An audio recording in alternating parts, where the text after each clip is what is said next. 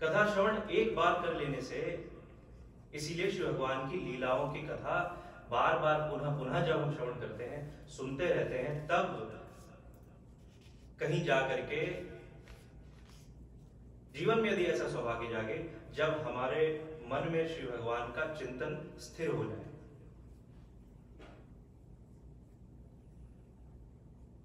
और जब वह चिंतन स्थिर हो जाएगा तभी अंत समय में श्री भगवान की स्मृति हो सकती है,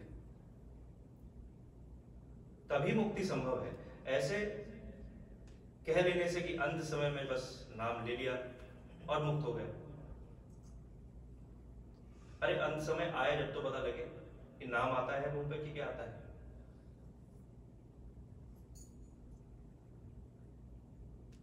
एक बार एक बहुत धनाढ्य व्यक्ति अपने मृत्युशैया पर था अंत समय में। कुछ ही समय की बात थी, बस उसके प्राण छूटने ही वाले थे। सभी बेटे, बहुएं, पौत्र सभी उसके आसपास खड़े हुए थे।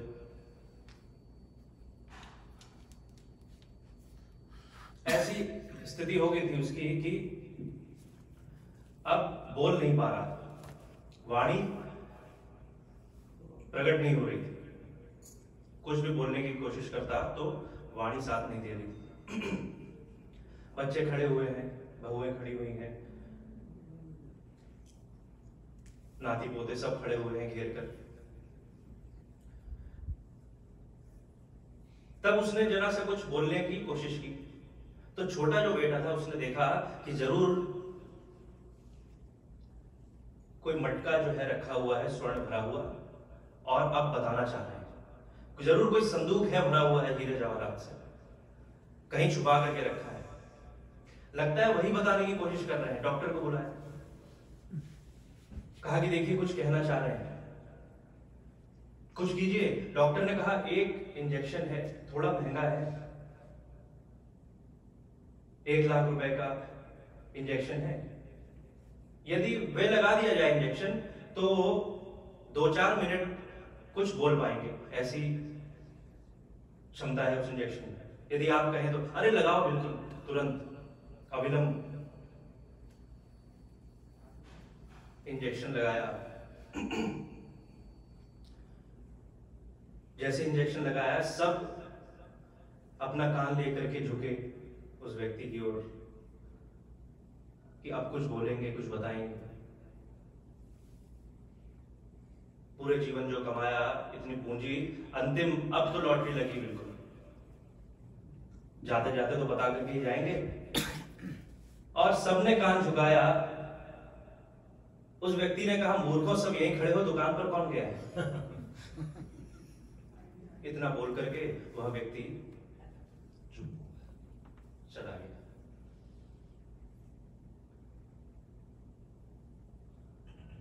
अंत समय में श्री भगवान का नाम मुख पे आ जाए, जो किया है पूरा जीवन अंत में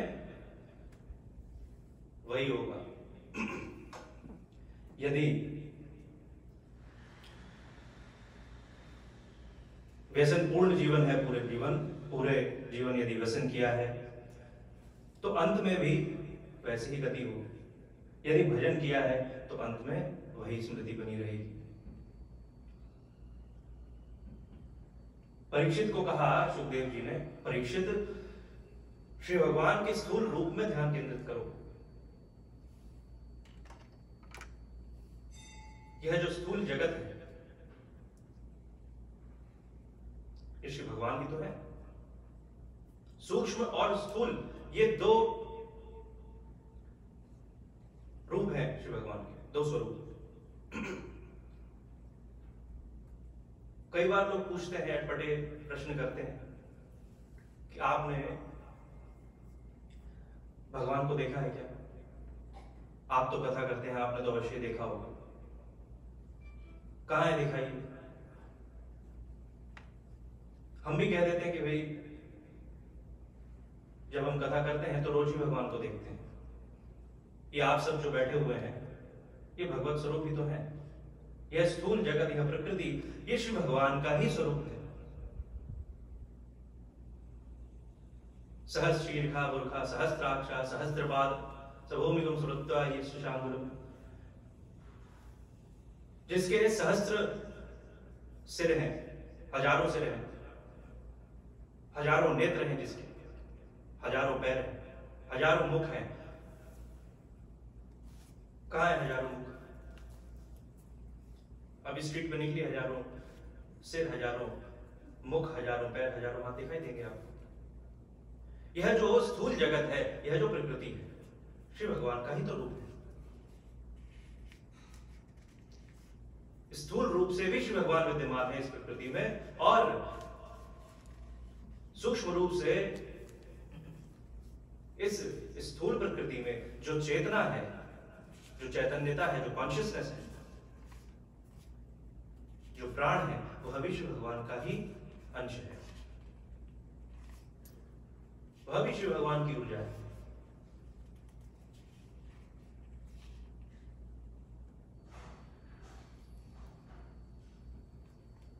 महाराज परीक्षित ने सुखदेव जी से सृष्टि विषयक प्रश्न किए,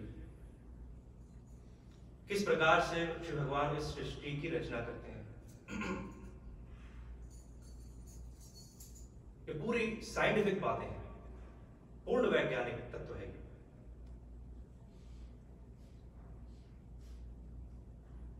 तीन श्री भगवान के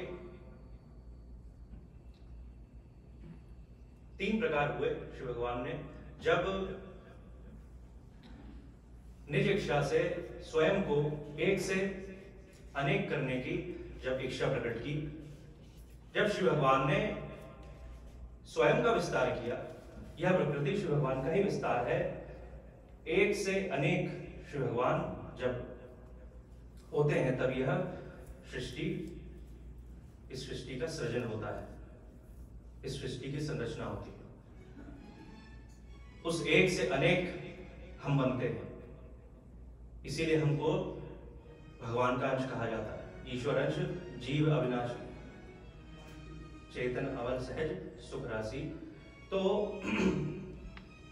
जब श्री भगवान ने निज इच्छा से स्वयं के विस्तार करने की जब कल्पना की, जब संकल्प लिया, तब श्री भगवान ने अपनी माया से महत तत्व को प्रकट किया। काल, कर्म और स्वभाव, ये तीन अंश हुए उस परमात्मा के। काल से तीन गुण प्रकट हुए, सत्व, रज और तम। कर्म से उन गुणों में शोभ उत्पन्न हुआ, विकृति उत्पन्न हुई, अहंकार उत्पन्न हुआ। ये अहंकार कोई ईगो वाला अहंकार नहीं है, ये अस्तित्व वाला अहंकार है, स्वयं के अस्तित्व वाला। तो कर्म से अहंकार प्रकट हुआ, स्वभाव से महत्त्व प्रकट हुआ। तीन प्रकार के अहंकार हुए, तामस अहंकार, राजस अहंकार और सात्विक अहंकार। तामस अहंकार से प्रकट हुए पंच महाभूतिक तत्व और पंच तन्मात्राएं, अग्नि, वायु, जल, पृथ्वी और आकाश, पंच महाभूत। और पंच तन्मात्राएं शब्द, रस, रूप, स्पर्श और गंध। जब ये पंच तन्मात्राएं प्रकट हुई, यानी कि पांच प्रकार की सृष्टि में विषय उत्पन्न हुए, तब उन विषयों को ग्रहण करने के लिए, धारण करने के लिए, उन विषयों के ज्ञान के लिए इस शरीर में इंद्रियां प्रकट हुई। तो 10 इंद्रियां हुई राजस अहंकार से, 5 ज्ञानेंद्रियां, 5 कर्मेंद्रियां। 5 ज्ञानेंद्रियां हुई, श्रोत यानी कान, नासिका, नाक, जिह्वा, जीभ, चक्षु, नेत्र और चर्म, त्वचा। ये हुई 5 ज्ञानेंद्रियां। और 5 हुए कर्मेंद्रियां, पैर, पाद, हस्त, मुख, मलद्वार, मूत्रद्वार। पैर, हाथ, मुख, मल द्वार और मूत्र द्वार। ये हुई 5 कर्मेंद्रियां। जब 5 विषय हुए प्रकृति में, तो उस विषय के ज्ञान के लिए 5 ज्ञानेंद्रियां आई। पूरी साइंटिफिक बात है, यदि समझ सके। शब्द का ज्ञान हुआ कान से, स्पर्श का ज्ञान हुआ त्वचा से, रस का ज्ञान हुआ जिह्वा रसना से, गंध का ज्ञान हुआ नासिका से, और रूप का ज्ञान हुआ नेत्रों से। शब्द, रस, रूप, गंध और स्पर्श, ये हुए 5 तन्मात्राएं। इनके ज्ञान के लिए 5 ज्ञानेंद्रियां। अब जब ज्ञान हो गया तो इस व्यक्ति में कर्म करने की इच्छा जागृत हुई। प्यास लगी, ज्ञान हुआ, तो पानी पीने के लिए पैरों ने खड़ा कर दिया कुर्सी से, चला करके ले गए और हाथों ने बॉटल उठाई, पानी लिया और मुंह के द्वारा पानी पी लिया। तो 5 ज्ञानेंद्रियों से 5 कर्मेंद्रियों का जन्म हुआ। पैर, हाथ, मुख, मल द्वार और मूत्र द्वार। इन ज्ञानेंद्रियों के और कर्मेंद्रियों के अलग अलग देवता हुए, आधिपत्य देवता।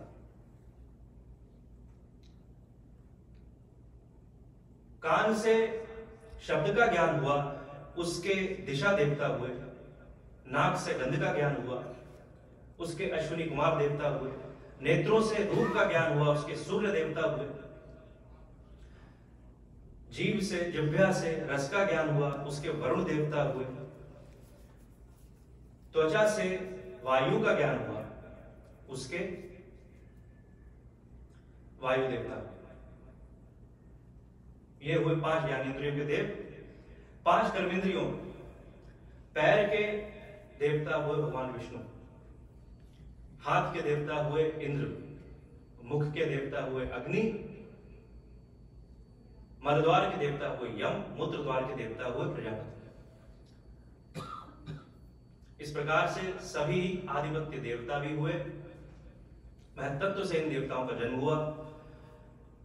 अब सात्विक अहंकार से 4 और तत्व हुए।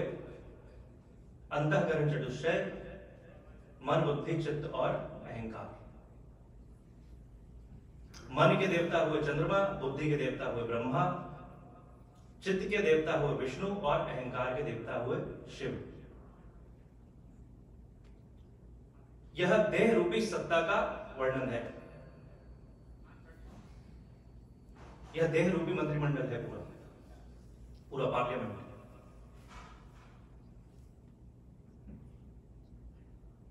अभी 24 तत्व इकट्ठे हो गए। 5 महाभूत, 5 तन्मात्राएं, 10 इंद्रियां और 4 अंतःकरण चतुष्टय। 24 तत्वों से बना यह शरीर विराट पुरुष उत्पन्न हो गया। लेकिन अभी यह विराट पुरुष प्रलयकालीन जन्म में ही लेटा हुआ है, निद्रासनस्थ है, अभी जागा नहीं है। 24 तत्वों का समन्वय तो हो गया, लेकिन अभी अंतिम तत्व 25वां जो तत्व है वह श्री भगवान की चेतना, जिसे प्राण कहा गया। जब वह प्राण प्रकट हुए शरीर में, तब विराट पुरुष खड़ा हो गया, तब यह प्रकृति जागृत हुई।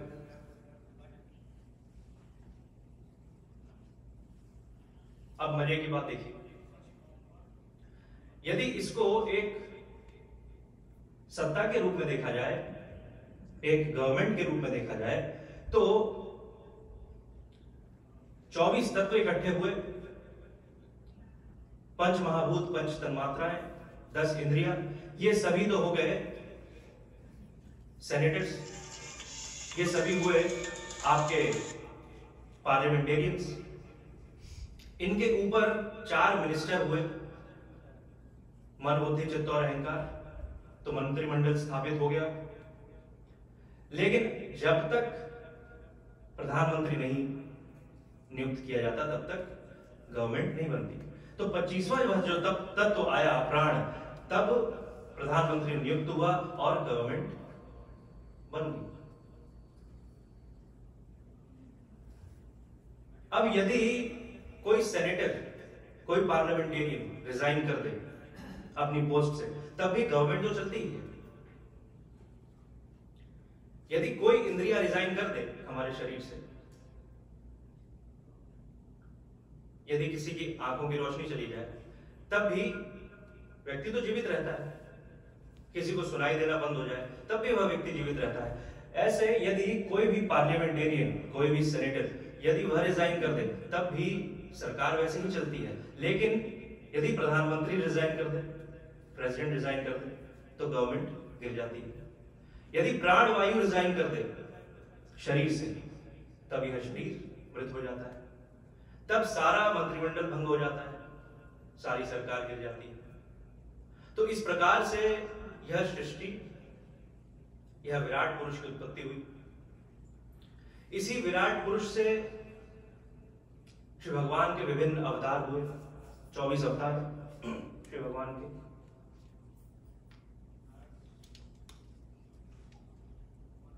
पहला अवतार हुआ श्री भगवान का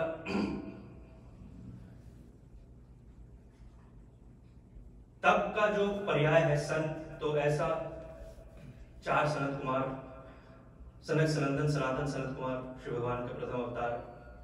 दूसरा अवतार श्री भगवान का 12 अवतार हुआ, पृथ्वी को रसातल से निकाल करके पुनः जल पर स्थापित किया। तीसरा अवतार श्री भगवान का नारद अवतार हुआ। नारद पंचरात्र, नारद भक्ति सूत्र आदि उपदेशों को श्री नारद जी ने हमें दिया। चौथा अवतार श्री भगवान का नर नारायण अवतार हुआ। श्री भगवान ने कठोर तपस्या करके तब मार्ग को दिखाया, तब मार्ग का प्रवर्तन किया। ऋषि के रूप में तपस्या करके स्वयं को ही प्रकट किया बद्रीनाथ धाम में। श्री भगवान की जो मूर्ति है वह श्री भगवान के द्वारा ही प्रकट हुई। तो चौथा अवतार हुआ नर नारायण अवतार। पांचवा अवतार हुआ देवभूति और करदम ऋषि के द्वारा कपिल अवतार, सांख्य योग के उपदेश दिया। छठा अवतार हुआ श्री भगवान का दत्तात्रेय अवतार, अत्रि ऋषि और अनुसुईया माता के द्वारा। दत्तात्रेय भगवान आदिनाथ हुए। जो नाथ संप्रदाय है, गोरक्षनाथ जो पीठ है भारत में, उसके जो प्रथम तीर्थंकर हुए भगवान दत्तात्रेय हुए। शैव संप्रदाय के प्रवर्तक हुए।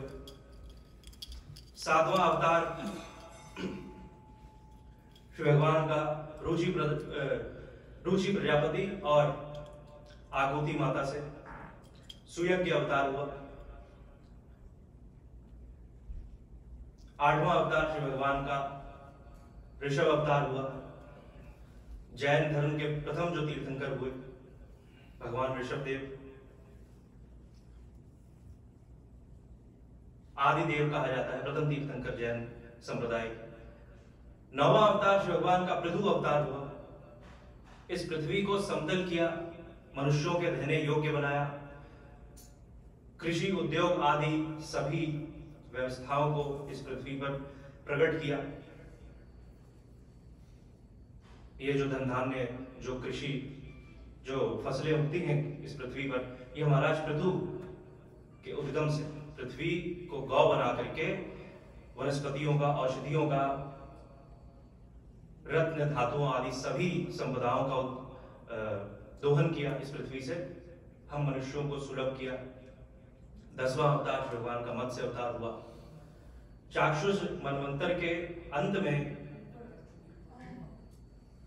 जो अगले वैवस्वत मनवंतर के जो मनु हुए, उनकी रक्षा करने के लिए पृथ्वी को नौका के रूप में बना करके और पूरे एक कल्प तक इस पृथ्वी को डूबने से बचाया, मत्स्य अवतार हुआ। 11वां अवतार कूर्म अवतार हुआ। कश्यप अवतार, अपने पीठ पर मंदराचल पर्वत को धारण करके समुद्र मंथन करवाया।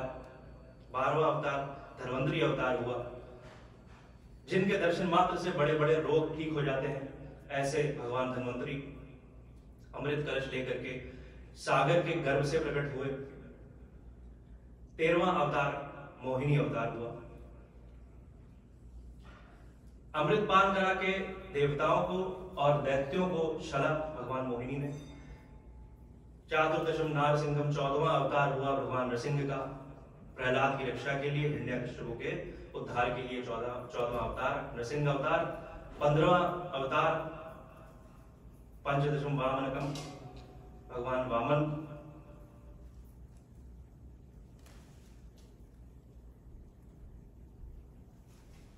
16वां अवतार श्री भगवान का ज्ञानावतार हुआ।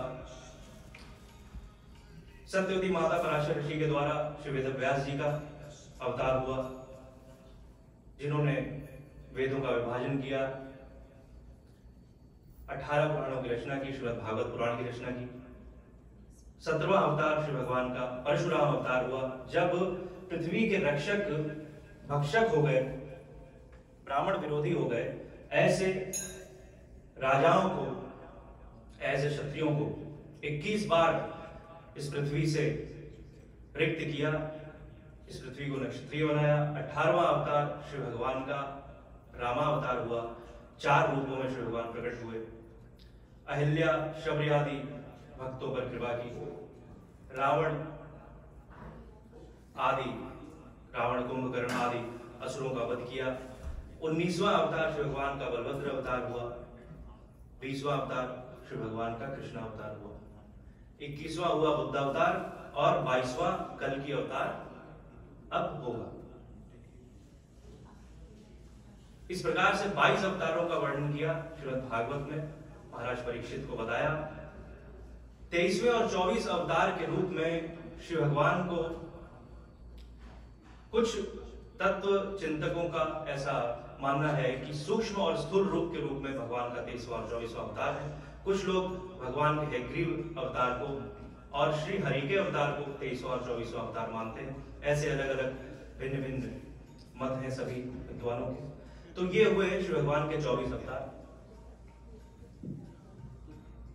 इस प्रकार 24 अवतारों का वर्णन आया श्रीमद् भागवत में।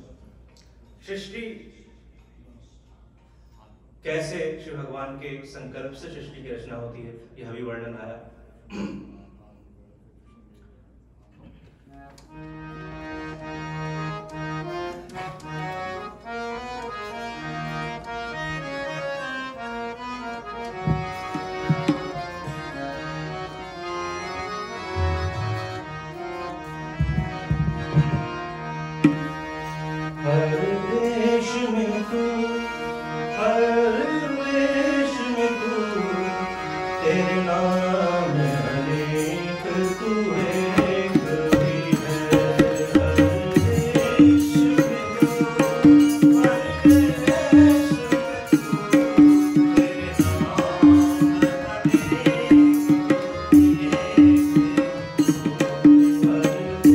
Krishna